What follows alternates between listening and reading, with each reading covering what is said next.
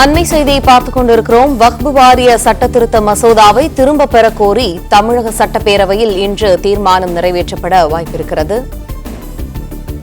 இது தொடர்பான கூடுதல் தகவல்களை எமது செய்தியாளர் ராஜகுமரன் வழங்க கேட்போம். ராஜகுமரன், வணக்கம். இது தொடர்பான முழு விவரங்கள் என்ன?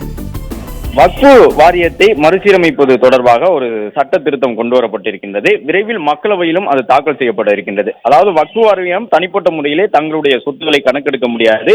வக்ஃபு வாரியம் ஒரு சொத்தை உரிமை கூறும் பொழுது அந்த சொத்து அரசின் சொத்தாக இருந்தால் அந்த குறிப்பிட்ட மாவட்ட ஆட்சியர் மூலமாக அது அரசின் சொத்தாக வகை மாற்றம் செய்ய முடியும்.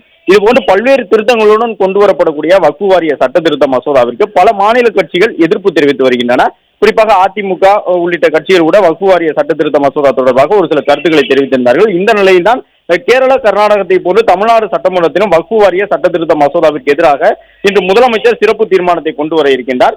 இந்த நிலையில் தான் அதிமுக உறுப்பினர்கள் இன்று பேரவையில் எவ்வாறு நடந்து கொள்ள வேண்டும், வக்ஃபு வாரிய சட்ட திருத்த மசோதா தொடர்பாக அதிமுகவின் நிலைப்பாடு எவ்வாறு இருக்க வேண்டும் என்பது தொடர்பாக அதிமுகவின் கொறடா உள்ளிட்ட முக்கிய நிர்வாகிகளுடன் இன்று காலையில் அதிமுக பொதுச் செயலாளர் எடப்பாடி பழனிசாமி ஆலோசனை மேற்கொண்டது மட்டுமல்லாமல் உறுப்பினர்களுக்கு சில அறிவுறுத்தல்களையும் வழங்கியிருக்கின்றார்.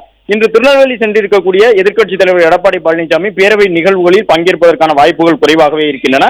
இந்த நிலையில் அவர் இல்லாமல் மற்ற உறுப்பினர்கள் மட்டும் பங்கேற்கக்கூடிய சூழ்நிலையில் தேசிய ஜனநாயக கூட்டணியில் அதிமுக இடம்பெறுவதற்கான ஒரு வாய்ப்பு இருப்பதாக பார்க்கப்படுகின்றது. நேற்றைய தினம் உள்துறை அமைச்சரை சந்தித்து ஒரு நீண்ட நேரம் பேசியிருந்தார் டெல்லியிலே எதிர்க்கட்சித் தலைவர் எடப்பாடி பழனிசாமி. அந்த வகையில் அதிமுக பாஜக கூட்டணி மீண்டும் தமிழகத்தில் உருவாகக்கூடும் என்ற தகவல் வெளியான உடனேயே தற்பொழுது இந்த மசோதா கொண்டு வரப்படுவதாக அதிமுகவினர் பார்க்கின்றார்கள். இந்த நிலையில்தான் இந்த வக்ஃபு வாரிய சட்ட திருத்த மசோதாவிற்கு தொடர்ந்து பாஜக ஆதரித்து வரக்கூடிய சூழ்நிலையில் அதிமுகவின் நிலைப்பாடு எவ்வாறு இருக்க வேண்டும் என்பது தொடர்பாக அந்த அறிவுறுத்தலை எதிர்க்கட்சித் தலைவர் எடப்பாடி பழனிசாமி தங்கள் கட்சியினுடைய உறுப்பினர்களுக்கு வழங்கியிருக்கின்றார்.